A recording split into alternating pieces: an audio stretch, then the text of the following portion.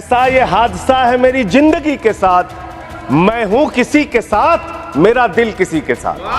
देश के प्रधानमंत्री को 73 साल की उम्र में तीसरी बार प्रधानमंत्री बनना है, लेकिन किसान का बेटा नौजवान सेना में 4 साल की नौकरी करेगा। ये भेदभाव क्यों है, मैं पूछना चाहता हूं। अब मुझे लगता है एक ही योजना बाकी रह गई है मान्यवर, वो योजना है कि हमारी भारत की सरकार, आदरणीय नरेंद्र मोदी जी की सरकार अगली योजना लेके आएगी कि इस देश के नौजवानों को मुफ्त में 5 करोड़ कटोरा बांटा जाएगा। भीख मांगो योजना, भीख मांगो योजना लाने का काम ये लोग करेंगे। आपने रेहड़ी पटरी वालों को कहा अपने नाम के आगे नेम प्लेट लगाओ, अपने नाम के आगे नेम प्लेट लगाओ। हिंदुओं की, मुसलमान, दलितों के पीछे आदिवासी हो, क्या हो ये बताओ। अगर नेम प्लेट लगवाना है तो लगवाइए गले में नेम प्लेट, नीरव मोदी के गले में नेम प्लेट लगवाइए कि 20,000 करोड़ रुपए हिंदुस्तान का वो बाकी है। लगवाइए नेम प्लेट, 10,000 करोड़ रुपए विजय माल्या हिंदुस्तान का बाकी है। लगवाइए नेम प्लेट गले में ललित मोदी के कि 3,000 करोड़ रुपए हिंदुस्तान का लूट के भाग गया। सबसे भेदभाव इनको करना है, मुसलमानों से भेदभाव, सिखों से भेदभाव, ईसाइयों से भेदभाव, दलितों से भेदभाव, पिछड़ों से भेदभाव और अब राज्यों से भेदभाव। ये है खबरों की खबर और आप देख रहे हैं खबरों की खबर टीवी। हमारे कुछ दोस्त जो कभी इधर हुआ करते थे, अब वो उधर चले गए हैं। उनके लिए चंद पंक्तियों से अपनी बात शुरू करूंगा कि कैसा ये हादसा है मेरी जिंदगी के साथ, कैसा ये हादसा है मेरी जिंदगी के साथ, मैं हूं किसी के साथ, मेरा दिल किसी के साथ। तो जो लोग उधर चले गए मान्यवर, उनका दिल हमारे साथ है, भले वो किसी के साथ हो। मान्यवर, इस बजट का बहुत ढोल पीटा जा रहा है कि बड़ा क्रांतिकारी, बड़ा अच्छा बजट, बड़ा विकसित भारत का बजट है। यह बजट क्या है मान्यवर? पूरे देश को पता चलना चाहिए कि भारत माता की सेना रक्षा के लिए जो बजट आता है, उस बजट में कटौती करने का काम किया गया। 9.6% से घटाकर 9.43% किया गया। भारत का अन्नदाता किसान जो अपने खून पसीने से देश को चलाने का काम करता है मान्यवर, उसका बजट, कृषि का बजट 3.2% से 20% से घटाकर 3.15% किया गया। स्वास्थ्य का बजट, हिंदुस्तान 144 करोड़ लोगों का देश है मान्यवर, लेकिन बड़े अफसोस के साथ कहना पड़ रहा है कि स्वास्थ्य का बजट 1.97% से घटाकर 1.85% किया गया। ट्रांसपोर्ट का बजट 11.48% से घटाकर 11.28% किया गया। पेंशन, जहां एक तरफ पुरानी पेंशन की बहाली की मांग हो रही है, लाखों कर्मचारी सड़क पर हैं और मांग करते हैं कि पुरानी पेंशन बहाल किया जाए। इस सरकार ने पेंशन का बजट 5.20% से घटाकर 5.04% करने का काम किया। एनर्जी का बजट 2.10% से घटाकर 1.42% करने का काम किया। वैज्ञानिक विभाग का बजट 0.7% से घटाकर 0.6% करने का काम किया। फूड सब्सिडी का बजट 4.38% से घटाकर 4.25% करने का काम किया। नॉर्थ ईस्ट के विकास का बजट, मणिपुर की तो चर्चा आपने नहीं की, लेकिन नॉर्थ ईस्ट के विकास का बजट आपने 0.13% से घटाकर 0.12% करने का काम किया। सामाजिक कल्याण, जिसमें आपका बिल्कुल यकीन नहीं है, उसका भी बजट आपने घटाया। 1.22% से घटाकर 1.17% करने का काम किया। आपने फर्टिलाइजर का, खाद का बजट 3.88 से घटाकर 3.4% करने का काम किया और फूड सब्सिडी आपने घटाने का काम किया। यह है आपके विकसित भारत के खोखले बजट की सच्चाई। हर वर्ग को आपने चोट पहुंचाने का काम किया मान्यवर। आप कहते हैं आप दुनिया की 5वीं बड़ी अर्थव्यवस्था है पांचवी बड़ी अर्थव्यवस्था है। अरे ये तो सच्चाई बताइए कि ये पांचवी बड़ी अर्थव्यवस्था किसके लिए है? आपने चंद पूंजीपतियों का 16 लाख करोड़ रुपए माफ किया। ये इस देश की सच्चाई है। आपने 16 लाख करोड़ रुपए पूंजीपतियों का माफ किया। आपने 14 देश के प्रधानमंत्रियों ने जितना कर्जा लिया उससे दोगुना कर्जा अकेले आपकी सरकार ने लिया। आपने 150 लाख करोड़ रुपए कर्जा लेने का काम किया, देश को कर्ज में डुबाने का काम किया। मान्यवर, मैं बताना चाहता हूं इस सरकार से किन किन वर्गों को उम्मीद थी।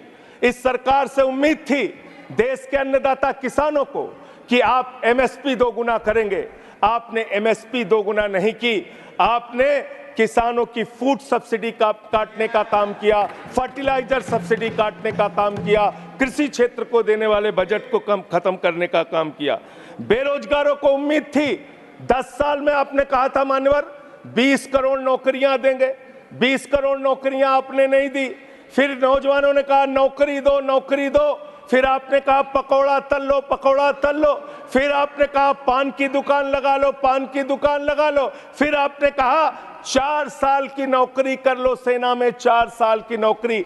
मैं मान्यवर आपके माध्यम से भारत के प्रधानमंत्री से बड़ी विनम्रता पूर्वक पूछना चाहता हूं, देश के प्रधानमंत्री को 73 साल की उम्र में तीसरी बार प्रधानमंत्री बनना है, लेकिन किसान का बेटा नौजवान सेना में 4 साल की नौकरी करेगा। यह भेदभाव क्यों है? मैं पूछना चाहता हूं मान्यवर, आपके माध्यम से इस सरकार से जानना चाहता हूं अगली योजना क्या आएगी आपकी। आप कह रहे हो इंटर्नशिप योजना, ट्रेनिंग योजना, 5,000 रुपए की ट्रेनिंग ले लो, 5,000 रुपए की ट्रेनिंग ले लो। मान्यवर 5,000 रुपए की ट्रेनिंग 500 बड़ी कंपनियों में आप देंगे। मुझे भारत की 100 कंपनियां आप बता दीजिए जिसमें एक कंपनी में आप 4,000 ट्रेनी रख सकते हैं। एक कंपनी बता दीजिए जिसमें आप 4,000 प्रशिक्षु आप रख सकते हैं ट्रेनिंग के तौर पे। ये भी आपका आंकड़ा सिर्फ एक जुमला है, इसके अलावा कुछ नहीं है। अब मुझे लगता है एक ही योजना बाकी रह गई है मान्यवर, वो योजना है कि हमारी भारत की सरकार, आदरणीय नरेंद्र मोदी जी की सरकार अगली योजना लेके आएगी कि इस देश के नौजवानों को मुफ्त में 5 करोड़ कटोरा बांटा जाएगा। भीख मांगो योजना, भीख मांगो योजना लाने का काम ये लोग करेंगे। मान्यवर, इस देश में आपने अर्थव्यवस्था को लेकर कहा पांचवी बड़ी अर्थव्यवस्था है। वो 5वीं बड़ी अर्थव्यवस्था का लाभ किसको मिल रहा है? आपके चंद पूंजीपति मित्रों को, जिसका 16 लाख करोड़ रुपए आपने माफ किया, जो हजारों करोड़ लूटकर हिंदुस्तान से चले गए। मान्यवर, मैं बड़ी विनम्रता पूर्वक कहना चाहता हूं, मित्रों बड़ी डिलीटेड जी, डिफिकल्टी। ठीक है सर। मान्यवर, मैं बड़ी विनम्रता पूर्वक आपके माध्यम से पूछना चाहता हूं, क्या इस देश की अर्थव्यवस्था में रेहड़ी पटरी वालों का कोई योगदान नहीं? जो 10 करोड़ रेहड़ी पटरी वाले पूरे देश में हैं, उनका कोई योगदान नहीं है क्या मान्यवर? वो भी सरकार को टैक्स भरते हैं। आपकी सरकार उनको भी फूटी आंख से देखना नहीं चाहती। आपने रेहड़ी पटरी वालों को कहा अपने नाम के आगे नेम प्लेट लगाओ, अपने नाम के आगे नेम प्लेट लगाओ। हिंदू हो कि मुसलमान, दलित हो कि पीछे आदिवासी हो, क्या हो ये बताओ। मैं पूछना चाहता हूं आपके माध्यम से सरकार के कहना चाहता हूं मान्यवर, अगर नेम प्लेट लगवाना है तो लगवाइए गले में नेम प्लेट। नीरव मोदी के गले में नेम प्लेट लगवाइए कि 20,000 करोड़ रुपए हिंदुस्तान का वो बाकी है। लगवाइए नेम प्लेट। 10,000 करोड़ रुपए विजय माल्या हिंदुस्तान का बाकी है। लगवाइए नेम प्लेट गले में ललित मोदी के कि 3,000 करोड़ रुपए हिंदुस्तान का लूट के भाग गया। लगवाइए नेम प्लेट मान्यवर। मैं कहना चाहता हूं नितिन संदेशरा के कि वो 6,000 करोड़ रुपए हिंदुस्तान का लूट के भाग गया। लगवाइए नेम प्लेट अडानी के कि 2.5 लाख करोड़ रुपए का कर्जा आपने एक आदमी को दे रखा है।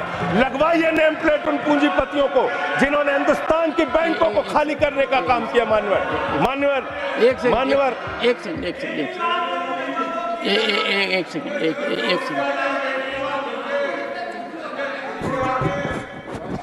एक सेकंड।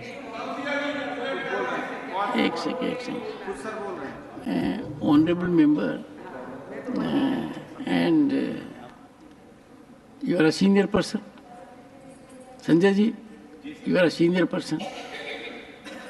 धारा प्रवाह में आप काफ़ी कुछ कह गए फिगर्स के बारे में, बाकी तो you can make your point, no difficulty about it. One second, so the figures which you have given, you will have tough time in proving them because these have been taken in stride. So all that will be deleted, and we will, unless you have real, factually firmed up material, use a name. Make your point. ठीक है sir, ठीक है sir, thank you sir, Make your point. No thank you sir. मानवर, मैं तो ये कहना चाह रहा था आपके माध्यम से कि इस तरह के काम देश के अंदर नहीं होने चाहिए। भारत एक धर्मनिरपेक्ष राष्ट्र है और हम जानते हैं अपनी सामाजिक व्यवस्था में, मैं जानता हूं इनके मन में दर्द होगा मान्यवर, अभी चुनाव हारे हैं ये उत्तर प्रदेश में, तो वहां पर अगर कोई बोर्ड लगाएगा जाटव ढाबा, एक सेकंड, जाटव ढाबा कोई लगाएगा, कोई अपने ढाबे के आगे अगर वाल्मीकि ढाबा लिखेगा तो आप लोग उसके यहां खाने नहीं जाओगे। मैं जानता हूं आपकी मानसिकता। आप वो लोग हैं जिन्होंने भारत के तत्कालीन राष्ट्रपति श्री रामनाथ कोविंद जी को प्रभु श्री राम के मंदिर के शिलान्यास में नहीं बुलाया। आप वो लोग हैं जिन्होंने मौजूदा राष्ट्रपति श्रीमती द्रौपदी मुर्मू जी को राम मंदिर के उद्घाटन में नहीं बुलाया। आप दलितों से, पिछड़ों से, आदिवासियों से, अल्पसंख्यकों से, मुसलमानों से नफरत करने का काम करते हैं। यह आपकी सच्चाई है, इसलिए नेम प्लेट मत लगवाइए। नेम प्लेट लगवाना है तो जिन्होंने देश की बैंकों को लूटा है उनका नेम प्लेट लगवाइए। और मान्यवर, मैं आपसे, आपके माध्यम से इस सरकार से कहना चाहता हूं, इनका बजट पड़ रहा था मान्यवर, जेलों को भी इन्होंने कम बजट दिया। अरे जेल का बजट तो बढ़ा दीजिए, 300 करोड़ रुपए जेल का बजट बढ़ा दीजिए। अरे अभी हमको जेल में भेजा है, कल तुमको जेल में आना है, तुम सबको जेल में आना है। जेल का बजट बढ़ा दो, जेलों को ठीक कर दो, अगला नंबर तुम्हारा है, तुम्हें जेल में आना है, इसलिए कम से कम जेलों को तो ठीक कर दो, अगला नंबर तुम्हारा। मैं जेल के बजट पे बोल रहा हूँ मानवर, मैं जेल के बजट पे बोल रहा हूँ। 300 करोड़ दिया, इनको जेल में आना है। वन सेकेंड, सदन के नेताजी से मैं अनुरोध करूंगा कि ये बहुत मार्मिक अपील है जेल का बजट बढ़ाने के लिए, और इस पर आप गौर फरमाइए। धन्यवाद सर, धन्यवाद सर, ठीक है ना, धन्यवाद सर। एक पृष्ठभूमि भी है मान्यवर, इसका ध्यान रखा जाएगा। में इन्होंने न्यायपालिकाओं के लिए जो बजट रखा वो नाकाफी है। 5 करोड़ केसेस पेंडिंग है इस देश के अंदर, और 6 लाख लोगों को पूरे देश में जेलों में रखा गया है, जिसमें करीब 76% अंडर ट्रायल हैं। इसका मतलब आपका मकसद न्याय दिलाना नहीं है, आपका मकसद किसी मामले की सच्चाई तक पहुंचना नहीं है, आपका मकसद है पकड़ पकड़ के एक एक व्यक्ति को जेल में डालना। आपने दिल्ली के मुख्यमंत्री को, जिनकी शुगर 36 बार 50 से नीचे जा चुकी है, आपने दिल्ली के मुख्यमंत्री को पकड़ के जेल में डाल दिया। नहीं मानवर, अब इनको बार बार मौका मत दीजिए, मुझे अपनी बात पूरी करने दीजिए। I am not yielding sir, I am not. आपने 2 बार कहा, हैट्रिक बना लिया इन्होंने सर। दिल्ली के मुख्यमंत्री को सर इन्होंने पकड़ के जेल में डाल के रखा, दिल्ली के शिक्षा मंत्री को इन्होंने 2 साल से जेल में रखा, दिल्ली के स्वास्थ्य मंत्री को इन्होंने 2 साल से जेल में रखा। आप एक एक विपक्ष के नेता को पकड़ पकड़ के जेल में डालते हैं। हेमंत सोरेन को मुख्यमंत्री को जेल में आपने रखा, संजय रावत को जेल में रखा, अनिल देशमुख को जेल में रखा, सबको पकड़ पकड़ के आप जेल में रखते हैं। बंगाल के 3 मंत्रियों को आपने पकड़ के जेल में रखा। आपका मकसद ट्रायल कराना नहीं, न्याय दिलाना नहीं, आपका मकसद हम लोगों को पकड़ के जेल में रखना है। जितना जेल में डालोगे, मैं आपसे कहना चाहता हूं, जितना जेल में डालोगे उतना गर्त में जाओगे। जिसने भी ये राजनीति की है उसका समापन हो गया है। अभी 240 पे पहुंचे हो, कल 24 पे पहुंचोगे, इसके बाद 2 पे भी आओगे। मैं तो 1-2 मिनट और मैं बस कह के अपनी बात खत्म करूंगा, मेरे टाइम में से उसको काट लीजिएगा। मान्यवर, भेदभाव की बात, सबसे भेदभाव इनको करना है। मुसलमानों से भेदभाव, सिखों से भेदभाव, ईसाइयों से भेदभाव, दलितों से भेदभाव, पिछड़ों से भेदभाव, और अब राज्यों से भेदभाव, राज्यों से भी भेदभाव, महिलाओं से भेदभाव, राज्यों से भेदभाव। क्या भेदभाव किया सर इन्होंने?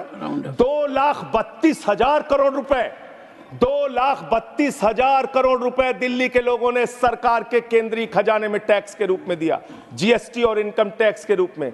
बदले में हमको कितना मिलता है? 0। 9 साल से आप दिल्ली को बजट नहीं देते। पंजाब के लोग, बस मेरे में से काट लीजिएगा सर, 1-2 मिनट काट लीजिए, पार्टी के उसमें से काट लीजिएगा। पंजाब के लिए सर, पंजाब का किसान अपना खून पसीना बहा के खेत में गेहूं पैदा करता है, धान पैदा करता है। आपने 8,000 करोड़ रुपए पंजाब के विकास का पैसा रोक रखा है, विपक्ष के राज्यों का पैसा आपने रोक रखा है। ये भेदभाव क्यों कर रहे हैं आप क्यों कर रहे हैं? आप लिखते हैं राज्यों के विकास से देश का विकास है, ये आप राज्यों का विकास कर रहे हैं। एक एक करके टारगेट करके विपक्षी राज्यों के साथ आपने भेदभाव करने का काम किया। और अंत में कोई मुझे कह रहा था सारे बजट कम किए, शिक्षा के बजट को भी आपने कम कर दिया। मैंने इन लोगों से कहा शिक्षा से इनका कोई लेना देना नहीं है, शिक्षा से इनका कोई लेना देना नहीं। मान्यवर, क्यों लेना देना नहीं है? क्योंकि दिल्ली विश्वविद्यालय में मनुस्मृति पढ़ाने जा रहे हैं ये लोग। मनुस्मृति पढ़ाएंगे कि दलितों के, पिछड़ों के, जिनको आप शूद्र कहते हैं, आप शूद्र कहते हैं, अगर वो श्लोक सुन लेंगे तो उनके कान में पारा आप कैसे डालेंगे? ये पढ़ाई आप कराने जा रहे हैं दिल्ली विश्वविद्यालय में, ये पढ़ाई आप कराने जा रहे हैं। इसलिए मान्यवर, मैं आपसे यही कहना चाहता हूं, ये बजट हिंदुस्तान के किसान के खिलाफ है, ये बजट हिंदुस्तान के नौजवान के खिलाफ है, ये बजट हिंदुस्तान के व्यापारियों के खिलाफ है। ये बजट सिर्फ और सिर्फ मोदी जी के मित्रों के लिए बनाया गया है, मित्रों के लिए बनाया गया है, मित्रों के लिए बनाया गया है। The later part will not go on record. हाँ, honorable members.